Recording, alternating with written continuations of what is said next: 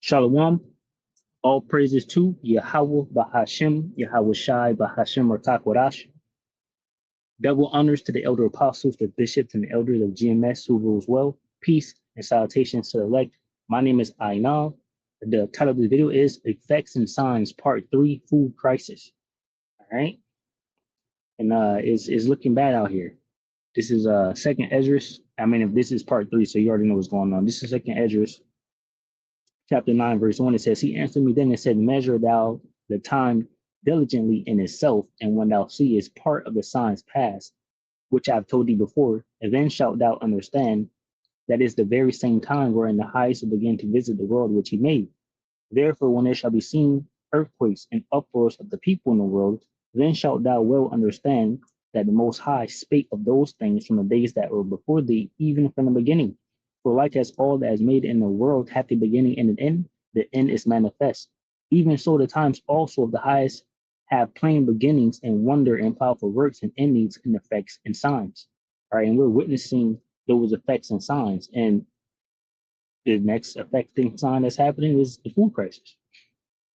So we all know that we're paying more at the grocery store every single week that we go, but besides just inflation, there are some other things at play here. Before I get into the 3 other reasons why grocery prices are going up, look at what other people are paying right now when they go to the store. How is this $140?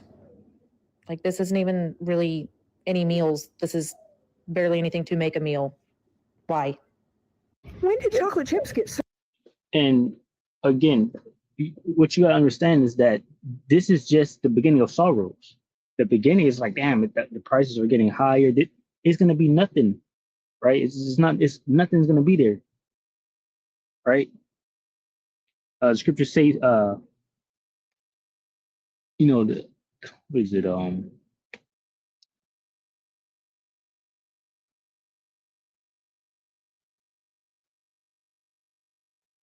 The storehouses shall be found empty. I believe it's 6.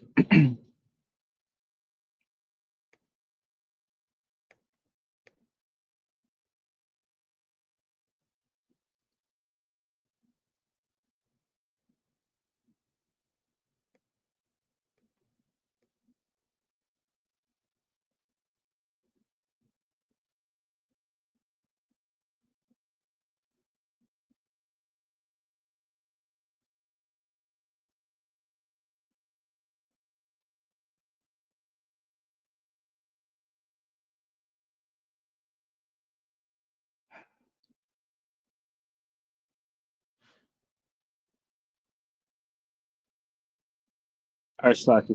Let me get this real quick.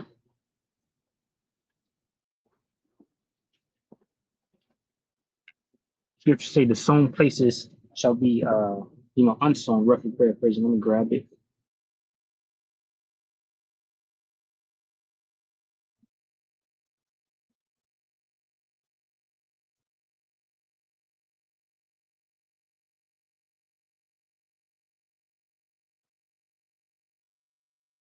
Yeah, so it was 6:22 though. The second Esdras 6:22.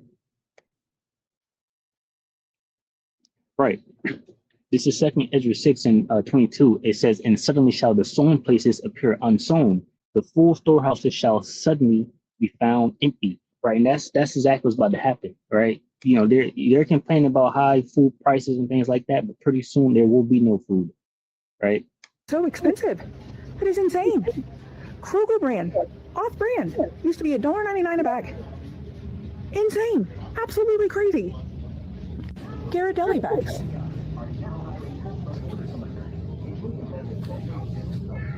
$11.99, $11.49.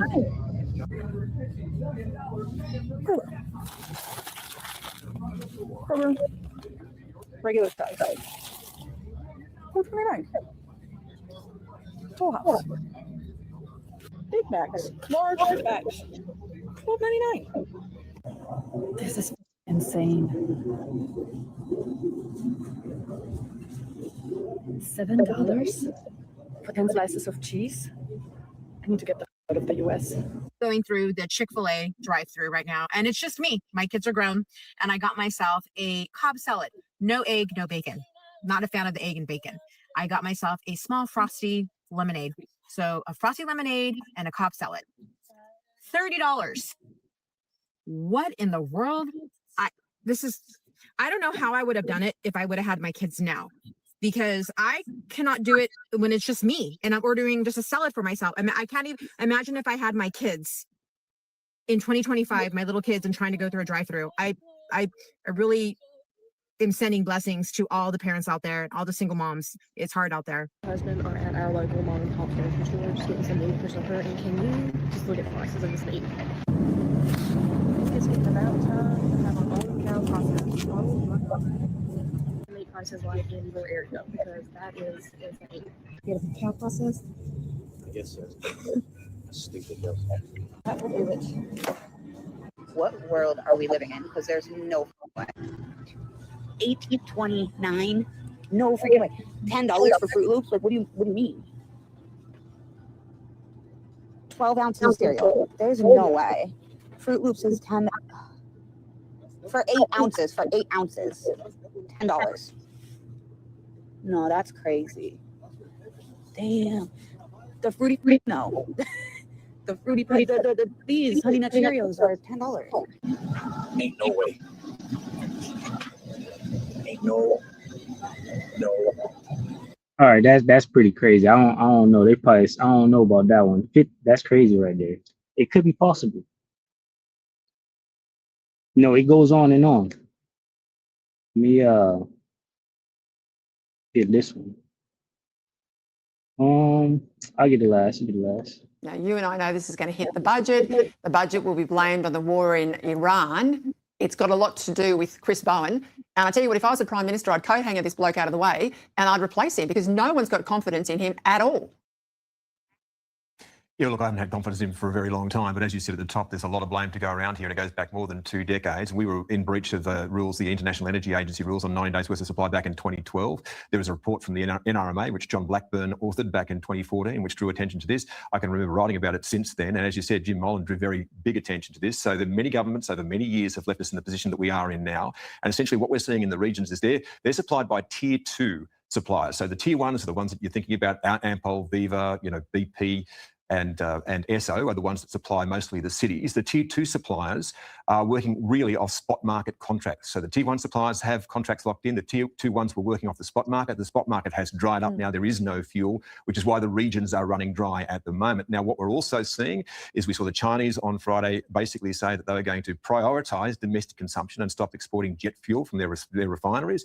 And now we've had a Singaporean refinery talking about the fact that it was going to declare force majeure as well, which means it's the contractual clause which says that they cannot supply it because there's a war going on at the moment and they cannot get the oil into their refineries. I don't think people really understand how deeply exposed Australia is. If this continues for any length of time, forget. All right, he's gonna say it now about no food. Deeply exposed Australia. Okay, so this is Australia, but this is happening around the whole world. Okay. Deeply exposed Australia is. If this continues for any length of time, forget about driving your EVs, feeling smug about that down to the grocery shop. There will not be any groceries on the shelves. There will not be any planes in the sky. If we do not clear this up soon, then Australia is deeply exposed. And he's talking about this war that's happening with the Strait of Hormuz being closed, that the Most High Yahweh Bashim Avashai has, brought the wicked Esau, Edom, and the nations over there, for this snare. When I was talking to people, deep knowledge of the industry, back when we had sort of 8 refineries in this country, I said, why did they go out the back? All right. This is big breaking news. A strike is now happening at the largest meatpacking company in the entire U.S. One of their main facilities is now coming to a halt because thousands of workers are going on strike. This could cause beef prices to spike. This could cause even shortages in certain areas, in certain states, especially where they handle 75% of their meat packing. So let's get into all the details here. You guys can see it says 3,800 workers strike at one of the largest meat packing plants in the US. Okay, so this is one of the largest plants. This is just like the Strait being closed. If they're striking, 3,800 of them, no one's doing the work for you to get your meat. That costs $80 for 2 pieces, right? The largest company in the US. This is JBS and they are the largest ones in the entire US. They have multiple plants across the country, and this is one of the largest ones in the whole US. So this is major. You guys can see it's This one strike alone has caused problems to happen around the world somewhere, or in America, right? Because they're not working. Like I said, these trucks come in and out, in and out, in and out, in and out constantly. This strike has stopped that. says here that they're seeking higher wages, better health care. Union representatives in Colorado say it's the first strike at a US beef slaughterhouse since the 1980s. So you can see some of the pictures here. All right, their signs say, please do not patronize JBS employees on unfair labor strike practices, or unfair labor practice strike. All right, so they want better wages, they want better contracts. I also see the Mexico flag in the background. So I think they're protesting. There's been like ICE raids and things like that at this place too. So they're shutting it down. Okay, they have signs in English and Spanish, and 3,800 workers are refusing to work. This is happening right now in Greeley, Colorado. Okay, so this is not that far from Denver actually, and this is one of the biggest meat packing facilities in the country, and they process around 75 to 90% of the beef in Colorado. Okay, they process 5 to 10% of the beef in the whole country, right? And that number gets even higher when you're talking about western states that it's surrounding, like Utah, Wyoming. Right. So not only, that you don't have the food, but now the vehicles that would transport the food don't have the gas to even deliver the food if they had the food in the first place. This is 2 Ezra 15, verse 14. Woe to the world and them that dwell therein. For the sword and their destruction draweth nigh, and one people shall stand up and fight against another, and swords in their hands. For there shall be sedition among men, and invading one another. They shall not regard their kings nor princes, and the course of their action shall stand in their power. A man shall desire to go into a city, and shall not be able. For because of their pride the city shall be troubled, the houses shall be destroyed, and men shall be afraid. A man shall have no pity upon his neighbor, but shall destroy their houses with the sword, and spoil their goods because of the lack of bread and for great tribulation. 2 Ezra 16, verse 17. Woe is me, who will deliver me in those days, the beginning of sorrows and great mournings, the beginning of famine and great death, the beginning of wars, and the power shall stand in fear, the beginning of evils. What shall I do when these evils come? When these evils shall come? Behold, famine and plague, tribulation and anguish are sent as scourges for a moment. But for all these things they shall not turn from the wickedness, nor be always mindful of the scourges. Behold, victuals shall be so good cheap upon earth that they shall think themselves to be in good case. And even then shall evils grow upon earth, sword, famine, and great confusion. For many of them that dwell upon the earth shall perish of famine, and the others that escape the hunger shall the sword destroy. And the dead shall be cast out as dung, and there shall be no man to comfort them, for the earth shall be wasted, and the cities shall be cast down. All right. I typed in Google, this collapse will hit like a ton of bricks to most, right?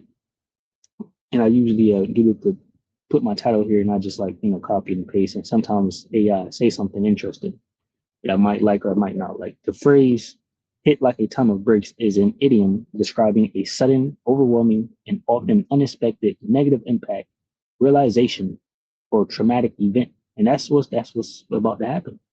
All right, all of it, soon, quick, right? This is why you're supposed to watch so that they take you not like a thief in the night. All right. So, Lord willing, you are warned and edified. With this series, 3-part series, I'm pretty much done. I'll say shalom to the elect, which consists of men, women, and children. Shalom.